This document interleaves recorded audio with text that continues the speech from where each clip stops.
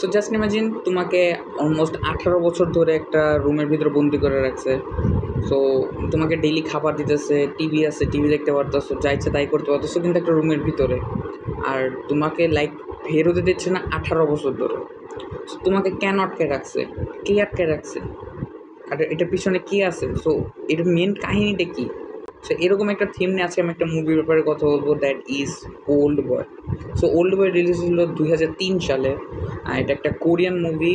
So এটারও English একটা version আছে, দ্যাট ইজ যেখানে লাইক জশ ব্রলিন আর এলিজাবেথ ওলসন আসছিল।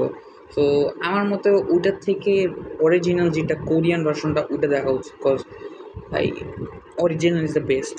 এই মুভিটা আমার দেখা like one of the best movie. মানে কি নাই মুভিতে? সাসপেন্স আছে, অ্যাকশন আছে, থ্রিলার আছে, টুইস্ট ওটাও আছে। লাইক টুইস্টের কথা বলতে, যে টুইস্ট মুভিতে এরকম টুইস্ট দেখানো একটা কলিজা লাগে।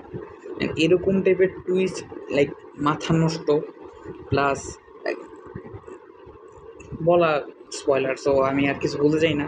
বেশি অ্যাকশন নাই তো তাও ভালো, আর সাসপেন্স আছে অনেক, প্লাস থ্রিলার আছে যে লাইক বের করতেছে যে কেন কে, আর যখন বের করে টুইস্টও তো আছে, একটা টুইস্ট মাস্ট ওয়াচ একটা মুভি।